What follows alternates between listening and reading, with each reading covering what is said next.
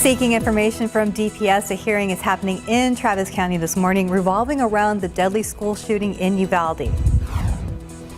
And summer break is coming to an end for many students as the new school year approaches. We're talking about security concerns and staff shortages as part of our return to class coverage. And a big mistake caught on camera. What would you do if someone accidentally took your roof off? We're going to share that story coming up. Live from KSAT 12. Good Morning San Antonio starts right now. It would be like, dude, what are you doing? It's like, are you taking that off to put a better one on? Yeah, I get it. Yeah. Are you replacing my roof? Yeah, then that's a bonus. Or are you just taking my roof? Yeah, well, we look forward to that story. Yeah, that'll be fun. Good morning. It's Thursday. It's August 4th. Thanks for joining us. It's almost Friday and almost a chance to get a slight break from those temperatures. We could use just anything. Just the mental aspect of it being below 100 would help. Yes. I agree with you. And that's going to be the case. Not today, though. Not today. Oh, well, tomorrow. thanks. We're so looking forward to it. Talk about that in a moment. Yesterday, we tied the record of 103. Today, we are going to do the exact same thing. And right now, we are at 81 degrees. Still got some clouds hanging around there, but as you can see, they're just beyond in the little picture. We've got a lot of clear skies going on. Dew points at 72, which means there's a bunch of moisture out there. Wind out of the south, primarily about 13 miles per hour. And it is going to be on the breezy side today. And yes, once again, 103. For a high temperature, which will tie the record. And with the leftover humidity out there, well, first of all, the aquifer went down half a foot. And of course, check with your local municipality as far as watering restrictions. Mold is on the low side. So 103 and some humidity. And that means we're going to have heat index readings 105, 109 around the area. So we do have a heat advisory. This was extended yesterday. It was supposed to expire last night at 9 o'clock. Then they just extended it overnight all the way through the day today up until 8 o'clock tonight. Heat advisories are in effect, so just really take it easy. And yes, we will get a slight break the next couple of days. Maybe a shower or two. Don't get real excited, but maybe a shower or two. Details coming up in just a couple of minutes. Hey, getting ready to hit the roads. Got some big issues out there. Steven, what's the latest? Mike, we've been talking about 281 for a while now. That crash that happened off of Bassey Road. Good news is that crash is cleared, but guess what? Another crash has already popped up there along 281, same direction in the northbound lanes. This time it's right there along St. Mary's Street. Now I'm going to step out of the way so you can see a view of TransGuide right now. Traffic still pretty much coming to bumper in at least one lane of travel there, but the southbound lanes, if you're heading into the downtown area, they're not looking bad at all. But a lot of folks that may be leaving the downtown San Antonio area will encounter some flashing lights. So make sure you move over or slow down. That slowdown being picked up right there again, northbound lanes, not far from St. Mary's Street, an area we will watch closely. But as the morning has picked up, some of those problems have also popped up. Let's show off what we're seeing over here, not too far off I-35 northbound at Nogalitos. A crash was causing a little bit of a slowdown in that direction as well. Looks like it could be clearing out, so that's some good news, but it does appear we have some other issues popping up off of 410. We'll map that out for you in just a little while, but 281 again there at St. Mary's. We're going to have to watch this closely and hopefully have a better update right here on GMSA at 9. David, stuff? We hope so. Thank you, Stephen. Here is a look at today's 9 at 9. A hearing is getting underway this morning regarding State Senator Roland Gutierrez's lawsuit against DPS to get the documents about the deadly shooting in Uvalde. Several media outlets, including KSAT, have also filed a lawsuit to obtain information that DPS refuses to release. We'll have the latest on this morning's hearing throughout the day. Uvalde Consolidated ISD is delaying discussions over District Police Chief Pete Arredondo's employment again. Today's meeting was canceled because Arredondo's attorney said there was a scheduling conflict. Arredondo has been criticized for his response to the mass shooting at Robb Elementary. The school district said it granted his attorney's request to make sure Arredondo gets due process. This is the second time discussions on this matter have been delayed. Today, the Department of Homeland Security expected to host a presser announcing the latest updates on the monkeypox outbreak and how the Biden administration is working to control it. Monkeypox cases continue to rise. More than 25,000 cases have been reported globally, about a quarter of those right here in the U.S., including 5 children.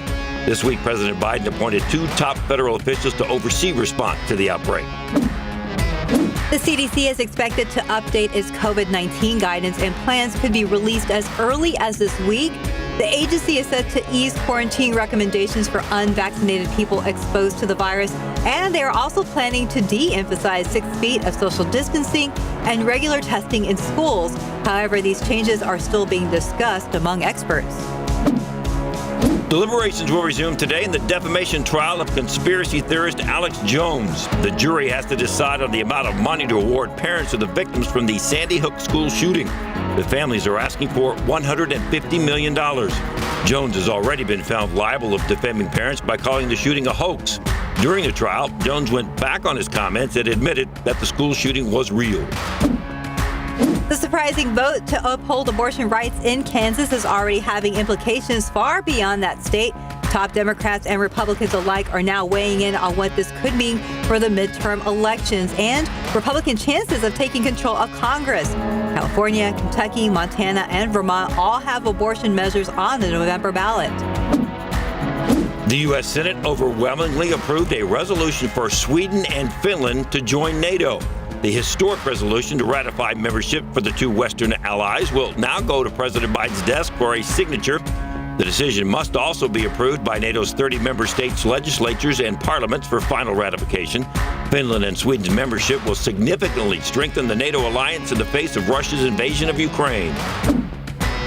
Picking up the pieces in flood-ravaged Kentucky means more than rebuilding homes. Some schools, government buildings, and businesses are damaged, making it difficult for people in some areas to access basic goods and services.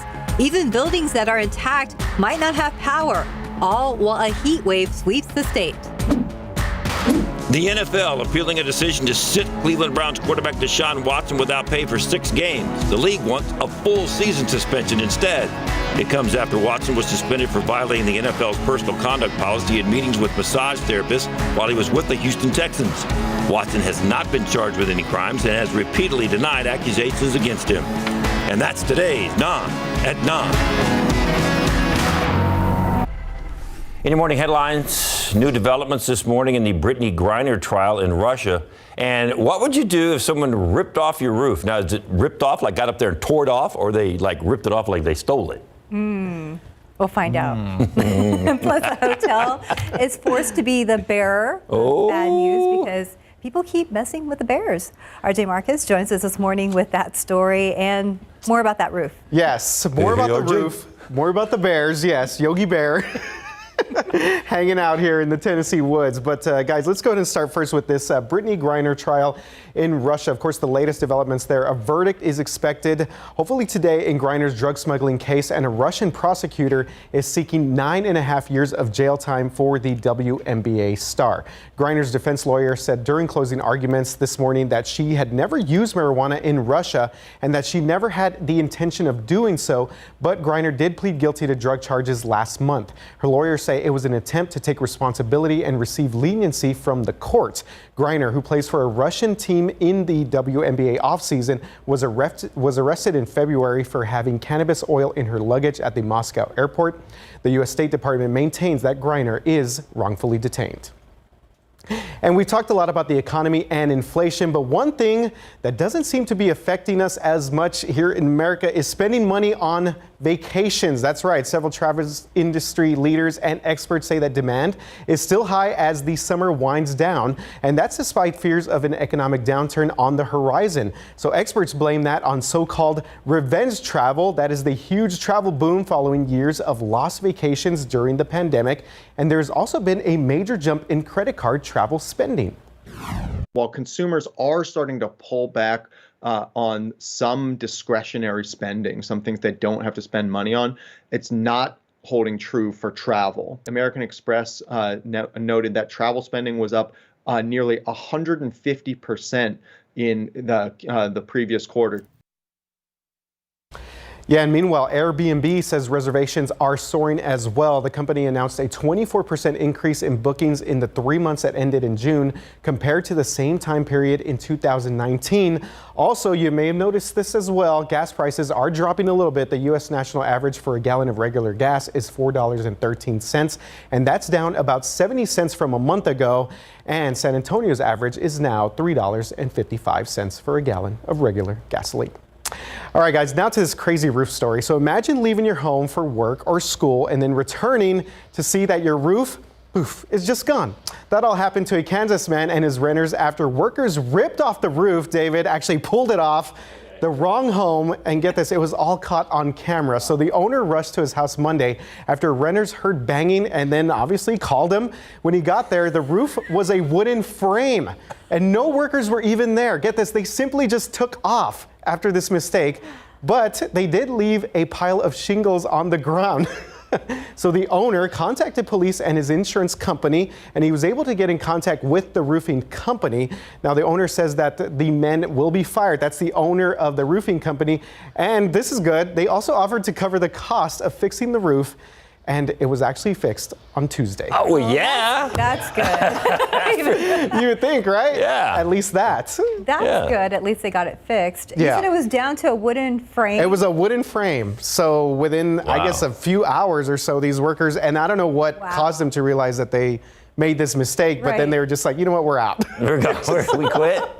Yeah, we're out of here. So he got ripped off twice. There you go. Yeah, but he got help, point. so that's a good thing. All right, guys. So David, Yeah. talking earlier, always enjoys himself a good bear story, right? Love the bear story. But in this situation in Tennessee, this actually bears some warning. Hotel staff are pleading. Yep, there we go. Pleading with guests not to mess or try and feed the bears in the area. So this all comes after a guest recently walked up to a bear and started petting it, but moments later the bear swiped back at the guest. So the hotel had issued multiple warnings to this guest to stay away from the bears, and that's because sightings at this Quality Inn Creekside in Tennessee are becoming a regular occurrence. In this case, the bear walked away and did not actually harm that woman. She was like petting the nose and everything, and then she puts her hand out like she's pretending she has food for the bear. We've told her several times, like, look, you're about to be bear food, you need to get away. Exactly. Don't try and feed the bears and then become bear food. And guys, just to prove the hotel's point, so a bear, you're watching right here, this video, actually walked onto the property when news crews were there. It tipped over a trash can, actually walked through the parking lot, and then jumped onto that staircase. A hotel staff called police to try and scare it off, which they ultimately did. And the hotel understands that people want to see these bears, but they want it to be done at a safe distance. Yeah, I like a good bear story, but I don't want anybody getting hurt. Stay away from the bear. Don't feed the bear. Don't feed the bears. Yes, pretty simple. Or see the bears, don't feed the bears. Or pet their noses. Or try and pet their noses, especially. Yeah. Does not seem like a good idea to go up to it, try and pet it. Probably pretty friendly there. Smokey Bear says don't mess with fire in the woods, especially like these days. And then, Yogi says don't mess with the bears. Yeah. There you go. Don't mess with life advice. Don't mess Words with to live by there. Yeah. Safe distance. Yeah, absolutely. Thank you, RJ. Thanks, guys. Got a picnic basket. Yogi. Away from the bear. Hey, boo-boo. Time now, 9:11 and 81 degrees for now. If you've been in the downtown area, you know a lot of work is being done on Broadway. Garrett Berger is going to give an update to us on the project, and that's happening a little bit later on in the show. And also coming up, many in San Antonio know it as SAHA, but now it has a new name. What the agency is hoping their new name will reflect as they continue to serve the community. We'll be right back. Opportunity for everyone. That's hopefully what the San Antonio Housing Authority's new name will reflect. After 85 years, now have to get used to calling it Opportunity Home San Antonio instead of SAHA. The agency made the announcement yesterday, and San Antonio is constantly growing, and this approach will hopefully help make housing in the city more fair and affordable to everyone. That's what they're saying. And the president and CEO of Opportunity Home SA says their mission is to also rebuild bridges between tenants and staff. We talked a few minutes ago about all those people going on vacation and credit card debt is going up. So what's going to be the worst thing when you open up your electric bill or you open up your credit card bill? Probably electric bill. I was going to say electric bill, probably. Yeah, I mean, air conditioning units and boy, make sure you change filter. You know, if you have like a regular routine, do it a lot more often because those things are just running constantly. And they're, little bit of a break in the next couple of days, but not anything overly substantial. And the other problem is not only is it hot during the day, but it is hot at night. Beautiful picture of the moon, which is going to be in its first quarter phase tomorrow. But it was 88 degrees at 10:15 last night when this picture was taken. Thank you very much for the picture, and hope you weren't sweating too much at 10:15 at night. And yeah, we hardly get a break at all. The skies have cleared out quite nicely right now, looking off there to the west. And yesterday we did hit 103 as expected. That tied yesterday's record high temperature, 105 Hondo and 109 down the road in Cotulla. And pretty much the same situation today. We're going to be at 103 later on this afternoon, and low hundreds all around the area. Plus, there's still going to be a little bit of humidity in there, and kind of like when you get really, really cold temperatures and a puff of a breeze makes the wind chill that much more biting. Same thing the other direction. When you get those temperatures up into the low hundreds, any little bit of leftover humidity, and then you've got the heat index to deal with. We're going to be up to 93 degrees today at noon, and again 103 high temperature today. Wind out of the south primarily. 10-15 miles per hour, and sometimes on the breezy side. Not quite as windy as yesterday, but still enough of a breeze out there to really help out, or I should say really exacerbate that fire danger, especially in the hill country. And notice how we're still going to be in triple digits even through dinner time into the early evening hours. So a good 4-hour chunk of time when thermometer readings are going to be up there, not including even the humidity, but factor that in. 104 heat index, 109 Cotulla, 106 in Carrizo Springs later on today. A couple of clouds hanging around here off to the east of us. This is where our little bit of a break is coming from. Now, this is impressive as far as the rain being picked up on radar right now. It's just a wave, if you will. Maybe kind of like a little low pressure area, nothing tropical, anything like that, but that's going to start to work its way in our direction, and that's going to give us a small chance for a couple of showers.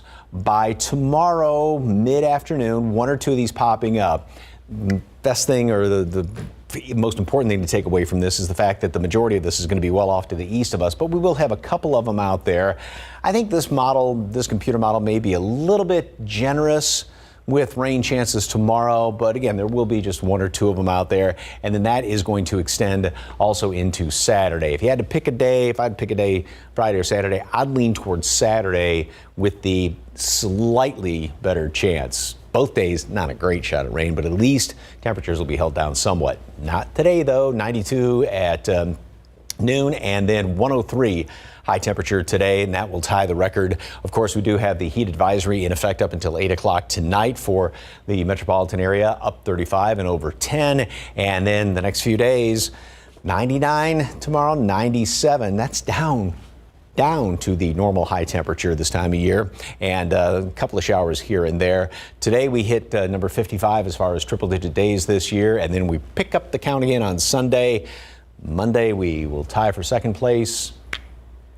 Wednesday we tie for first place. We have not hit below the average yet. Pretty much all summer, have we? Just about. There were only 2 days in July that were below one, that did not hit 100, but both of those days were still above the average. Wow. Yeah. So yeah, that's been pretty much, like you said, almost every day. Wow. The new trend. Come on, October. Thank you. Time now, 9:19 and 81 degrees for now. Coming up next, our return to class coverage. We're going to take a look at security measures some school districts are taking in response to concerns from parents, students, and staff. And as we head to break, a quick check of the roads with TransSky. Looking there at the accident that was there earlier at 281 at St. Mary's, it looks like they have removed that vehicle and things are starting to move. We'll be right back. With school starting this month and many kids returning to the classroom, we're already beginning our school coverage, and security is a big topic for parents, students, and staff. In Boerne, the school district is partnering with surrounding law enforcement agencies to put a school resource officer on every campus this fall. Each SRO is a certified Texas peace officer coming from Boerne Police, Fair Oaks Police, or Kendall County Sheriff's Office. They will be assigned to a campus and be present at after-school events. Many of the student resource officers have specialized training. The district splits the cost of training and salary with each agency. The advantage of their model is that it allows for strong relationships with students and staff should a problem ever arise. The school administration works with the SRO and with those who reported it to try and investigate the situation. So I think that is a really a beneficial way of doing it, is the teamwork that it takes and just being aware of your surroundings. Yeah, larger school districts here in San Antonio, like Northside ISD, have their own district-wide police agency. And we have also been checking with the other school districts in our area to see how they're handling security concerns this school year. NEISD says it's made many safety improvements in recent years, including adding mental health police officers and contracting a third-party company to monitor social media for any concerning posts. Northside ISD says it has been inspecting multiple safety aspects at each of its campuses, and there could be changes to some protocols and procedures. NISD says any changes will be communicated to families at the campus level. And SAISD officials say their district safety and security procedures are continually renewed and practiced. They include a campus safety committee tailored for each school and also a district-wide safety and security committee to help guide safety measures. Besides security concerns, employee shortages are also a topic of concern. Parents, part of Comal ISD, are having to adjust their school pickup and drop-off situations after the district announced dozens of school bus routes would be cut this fall due to the lack of staffing. Now, when parents found out their bus route would be cut, they began a Facebook chat to coordinate carpooling. Schools will open earlier to accommodate parents going to work and the increase of students being dropped off. Comal ISD officials estimate at least 1,300 families will be affected on this one. A spokesperson says the district was short-staffed last year, and that trend is continuing.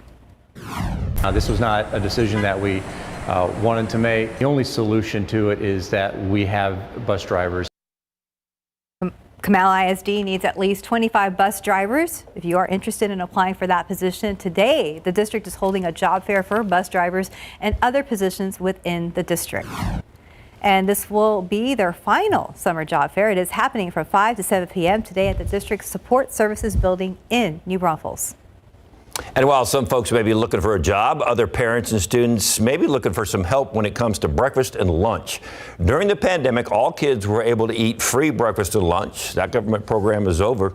During the summer, President Joe Biden signed the Keep Kids Fed Act, but it only covers a fraction of the students that need the help. So basically, it's back to pre-pandemic days. Parents are going to have to fill out applications to see if they qualify for help. For those who don't, they're going to have to come up with some lunch money, and that could be tough since we are dealing with inflation. The biggest thing is also for families that in the middle income that may not qualify for free reduced meals, but are still having a difficult time getting the basic needs for their family. No Kid Hungry is stepping up to try and fill some of the gap. They have donated $800,000 to a school to make sure those kids get a breakfast every day. After all, it is the most important meal of the day. If you are wondering if you qualify for help, go to your district's website or your school's website to get an application, or you can call or visit. You can also go to our website for more information, KSAT.com. Time now, 9:27 and 82 degrees for now. Coming up on GMSA at 9, including a deeper look in the lawsuits being filed against DPS in regards to the Uvalde school shooting investigation and why they are so important. Plus, we'll have an update on the road work being done along the Broadway area in downtown. And after the break, the latest on the monkeypox outbreak here locally and globally and how experts are responding. Another case of monkeypox confirmed here in Bexar County. We now have a total of 14 cases in our area. Today, Metro Health is hosting a forum to answer any questions you may have about monkeypox. It will be from 7 to 8 p.m. at Woodlawn Point on Donaldson Avenue. Spanish and sign language interpreters will also be there. Not just here, but monkeypox cases continue to rise around the world as health experts learn more about how the disease is spreading. They're encouraging high-risk communities to get the vaccine. However, some supplies are failing to keep up with demand. ABC's Nguyen joins us now with the latest from Washington. Good morning. Health experts tell us while they're still learning more about the disease, they know it's contagious through skin-to-skin contact and recommend not sharing objects with an infected person and washing your hands often. This morning, growing concerns for monkeypox in the U.S. as cases top 6,600, including 5 children. The latest pediatric case in California, where the Los Angeles County Department of Public Health started offering vaccines. Everyone's like, how do we get an appointment? So I was able to snag this like right when it came. LA officials say they have around 19,000 doses for high-risk individuals, but there's definitely a shortage supply. As pressure grows on the White House to declare a national health emergency, the pharmaceutical company Moderna is launching a research program to consider a new potential monkeypox vaccine with mRNA technology. Moderna hasn't said whether this may include vaccines for children who currently don't have access to widely available vaccines, though the FDA confirms to ABC News that numerous children have gotten the 18-plus vaccine on a case-by-case basis. Symptoms include headaches, rashes, and blisters. This week, as California and Illinois join New York in declaring a monkeypox state of emergency, President Biden appointed 2 top federal officials to oversee the nation's monkeypox response. M. Nguyen, ABC News, Washington. And later this morning, the Department of Health and Human Services will host a presser announcing the latest updates on the monkeypox outbreak. They will also discuss how the Biden administration is working to control that outbreak. Let's get outside with live cam. Good thing we're indoors and just looking outside. It's already getting kind of warm out there. Oh, yes, indeed. And there's a lot of humidity out there. That was up slightly higher this morning as well. Can somebody clean that camera? What do we have to do to get that camera clean? That's not the lens that's the dirtier lens. This one usually is, especially when it's pointed over the sun. Kind of, it's like if your windshield is not quite clean. Yeah. And you get the low. Yeah. So who do we talk to? Little wipers on that camera. Yeah, I don't know, but it's up on top of some building somewhere. So. And? I don't think I have access to get up there. Yeah. Anyway, our producer just volunteered David to, I guess it's your job. to shinny up there and do it. So 81 degrees right now here in town. Pleasanton is at 85. Same thing, Gonzales, Victoria already at 87 degrees. That top number, dew point 72, which means there's a lot of moisture in the air right now. You step outside, you got a bunch of humidity that's greeting you and wind out of the south to southeast. And we're going to be seeing a decent breeze, 13 miles per hour right now, and it will be on the breezier side throughout the rest of today. All right, 54. Is that a good number? Is that not a good number? Well, when it comes to the number of triple-digit days, I don't know if that's necessarily a good number. And that keeps us, well, still in third place, but we are fast approaching second place. And that's going to be happening by the first of the week, as it looks, as we're going to be hitting triple digits today and then somewhat of a break. We'll pick the count back up Sunday and keep going from there. So maybe one of those infamous years this year. More on the forecast and our slight break from triple digits coming up in a couple of minutes. Thank you, Mike. 3 days ago, local, state, and national newsrooms filed a lawsuit against the Texas Department of Public Safety over its refusal to release records on the Robb Elementary School shooting. And since then, there have been questions about why this step is necessary. Alicia Barrera speaks with the lawyer at Haynes Boone, who represents the plaintiffs, including KSAT, and a local professor about the importance of the lawsuit and the overall transparency. The media is the fourth estate, and our job is to inform the public. When it comes to covering a news story, Professor Antoinette Winstead at Our Lady of the Lake University says information must be for the greater good. I think it comes between want to know and need to know. Oh, the kids. They're getting the kids out. She says in the case of the May 24th massacre inside Robb Elementary, ethically, I think that we need to know. We need to know what happened. Not everybody wants to know the information, but it's our job to give them the information. That's exactly why, under the Texas Public Information Act, media organizations across the nation have joined forces, asking a judge to order DPS to release records related to the case. The exemptions that are being asserted by DPS are entirely discretionary. They are things that they can choose to hide or they can choose to disclose. Laura Prather at Haynes and Boone is the lead counsel representing the Media Coalition. What the Media Coalition is trying to do here is to unearth what happened during that day so that this community can have closure. And while Prather says it could take months to more than a year for a final ruling, Winstead says it's an example that journalists have not forgotten about their role and right in pushing for transparency. All those children were killed. And so we need to know what happened, what didn't work, so that it doesn't happen again. There's not a systemic failure. And the media are there to keep people honest. Alicia Barrera, KSAT 12 News. And again, a hearing is taking place right now in Travis County regarding State Senator Roland Gutierrez's own lawsuit against DPS to get documents from the agency about the deadly school shooting. We'll have further coverage on his hearing throughout the day. And in other news, the city of San Antonio thinks it has found a compromise to get the state's green light for their vision of a redesigned Broadway street. They have been clashing for months over the city's plan to reduce traffic lanes in order to make space for what the city calls a complete street concept on Broadway. That would include bike lanes, landscaping, and expanded sidewalks. Garrett Berngy tells us about what the city is changing and why the state still doesn't appear ready to give the go-ahead. From 6 lanes of traffic down to 4. That planned loss of lanes on Broadway Avenue is what lost the city a long planned transfer of a 2.2-mile state-owned stretch of the road back in January. Well, the state said the project wasn't dead. But the only stipulation is we cannot reduce capacity on Broadway. Now, city officials think they have a solution. We can have all the capacity and we can reduce congestion, so that's no longer an issue. The city's new plan is largely the same, and notably still includes fewer lanes. But they think their tweaks should soothe congestion concerns. Part of the city's plan includes using medians to block drivers from turning left in between intersections, which can slow down traffic. So if I decided I wanted Taco Cabana right now, I'd need to go up to the next intersection and turn around.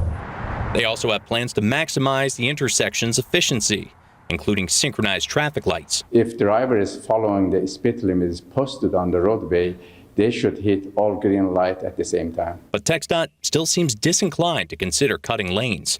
They sent us a lengthy statement holding the line on keeping the existing lanes, saying in part, quote, "While we do not agree with the findings to reduce the lanes from 6 lanes to 4 lanes, we believe this creates an opportunity for continued conversations." Asked about TxDOT's statement, the city says they still haven't received an official decision. Garrett Berger, KSAT 12 News. It is now 9:39 and 83 degrees. You're watching GMSA at 9. And after the break, why parents interested in putting their kids in after-school programs need to look into it now.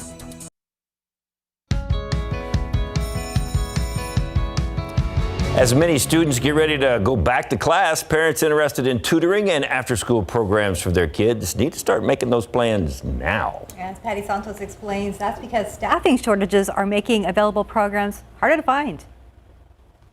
That extra set of eyes on campus. South San ISD is gearing up to meet the needs of their students before, during, and after school starting next week. This year, we're having a new initiative here at South San ISD where our elementary students are going to have an opportunity to play intramural sports. Director of Guidance and Counseling, Charlie Gallardo, says they couldn't provide the emotional and academic support for students without their many community partners. We are serving 520. But those community partners are in need of help themselves.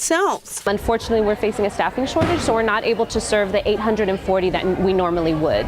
SA Youth says there's a waiting list for its after-school programs, and school hasn't even started. Former educators, retired professors, retired teachers, veterans, anyone in the educational or even in the social work field that has experience working with children or families. We need about 50 more after-school leaders to help fill those positions. There's 30 alone in the SAISD that we need to fill. YMCA after-school program directors say filling those jobs could open up slots for 300 kids. And if your child is not signed up for a program, time is running out. We can get on a wait list, and as soon as we get more staff on board, we can add more children. So make sure you're on that wait list now. Those with older kids are highly encouraged to consider after-school sports. There's band, like I said, there's cheer, there's clubs and organizations. There's so many things out there. Patty Santos, KSAT 12 News. All right, Mike was talking about number 54. I know. And the famous Randy White, Dallas Cowboy defensive lineman, number 54. There you go. He was always great, one of those. Yeah. We had different thoughts when that graphic popped up. What were you thinking, 54? I was thinking 54 degrees. Wouldn't that be nice? Well, that would be good, too. Yeah. But we're just trying to, take your mind off this record thing we're about to break. Dave, we can think back to when we were 54. Oh, Mike, come on now. anything to hold not on, think let me about think. 54 days in a row. How about this pretty picture to think about? Okay. This will take your mind off of the heat. And despite being a hot day, yep, it was a beautiful day. It's a great shot there.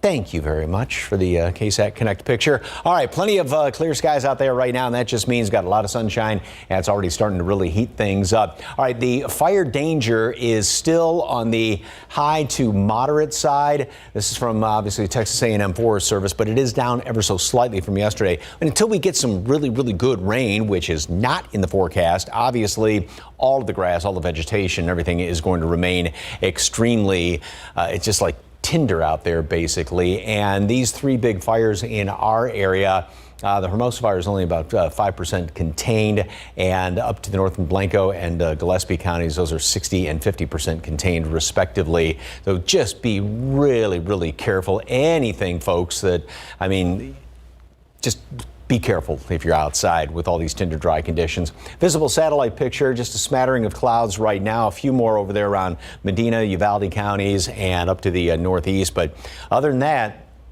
plenty of sunshine out there. We'll be up in the upper 80s and low 90s late morning and by noon. And then, of course, already by 3 o'clock, getting up into the triple digits. And that's going to last all the way in through dinner time and early evening. So, again, a good 4-hour, close to in some places 5-hour stretch of time where we are going to be above 100 degrees. So air conditioners are definitely getting a workout. Make sure you change the air filters. I mean, really often, if you have a regular schedule. I know mine was just needed to be changed a lot more often, put it that way. All right, here's what's going on. We do get a break in the action tomorrow as well as Saturday. Not a huge drop in temperatures, but at least we're not going to be hitting triple digits because we've got this little wave coming in here from the Gulf of Mexico. So a few more clouds around, that'll help hold temperatures down somewhat, and a couple of showers around the area. The majority are going to be obviously further off to the east. And then we go into Saturday, and now one thing, of course, as I was mentioned with these graphics, these computer models, they do tend to paint things in with sort of a broad brush. So it's not like raining everywhere, but there will be a few showers around on Saturday. Obviously more clouds. This does not, I mean, that looks encouraging, but it's not like it's going to be raining everywhere on Saturday, but at least we'll have that chance. A few more clouds will keep temperatures in the mid upper 90s in some places. That will be it, because after that it is going to be back to the triple digit temperatures. So today we will be up to 93 degrees at noon, lots of sunshine out there, and a high temperature is going to make it up to 103. That ties the record. Same thing we did yesterday. And of course we do have the heat advisory until 8 o'clock tonight. And the next 7 days, we got a lot of triple digits on there. So today's going to be 55. Let's see, Randy, what was 54? Who's 55? Stephanie Cerna came up with hip and trendy Studio 54. I was thinking that one too. Yeah. 56 on Sunday, and we will tie for second place on Monday, and Wednesday tie for first place. So we'll have to come up with some other alternative thoughts. Coming up on top, we're breaking records and tying records. I don't know if that's anything to be happy about. No. Thank you, Mike. We'll have to pretend.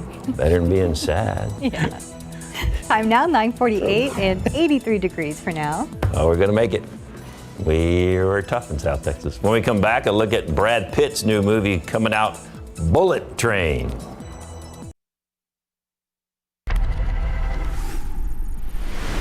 A recent CDC study shows that more than 80% of people in the U.S., including children, have pesticides in their system, some of those chemicals linked to causing cancer.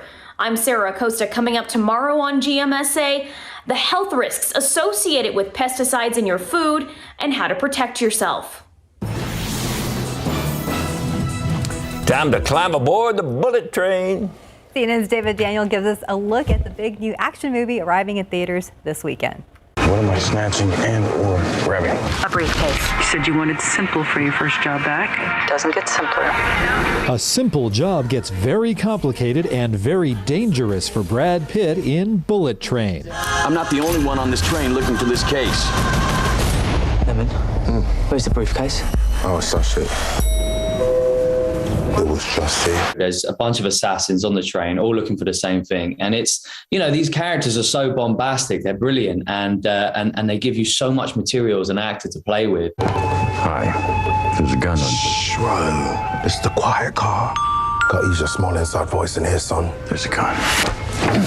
The film was shot during the early days of the pandemic. It was kind of a reflection of what was going on at the time. You have all these people who were going through their own individual journeys who are then put together on this mission and not really knowing what the outcome is going to be, but yet you're on a train that's taking you to a destination and you're all going the same way. Yeah, it was before vaccination. So of course, a little scared, but we believe in each other. Everything that's ever happened to you This is gonna sting! Whoa! has led you here. Fate. That's a deal. In Hollywood, I'm David Daniel. Well, that's an action flick for you. I know, Brad Pitt back. There you go. Back in action. I knew you'd say his name at some point today. I was just waiting. With a smile on your face. You just need me to set you up, didn't you? What are we, chopped liver? No. We're a lot of things, and Brad Pitt ain't one of them. RJ's in the newsroom. Speaking of Brad Pitt. There you go. There you go.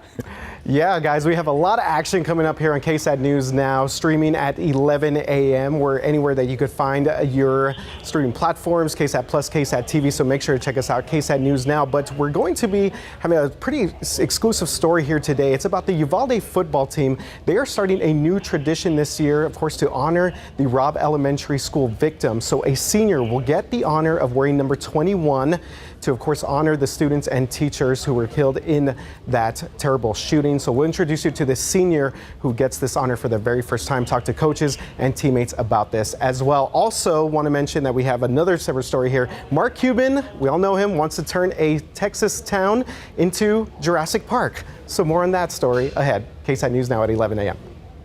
Leave it up to Cuban. Was he not going down? We'll find out. Thanks, RJ. Hey, that's coming up at 11. Tomorrow at 9, a preview of the newest season of Texas Eats. That's right. David Elder is going to join us tomorrow morning, and he might bring some tasty surprises, right? I don't know how we can decide whether it's any good or not if we don't taste it. True. You can just look at it on TV, can you? Find out tomorrow on GMSA at 9. Hey, we got a problem out there on the highways.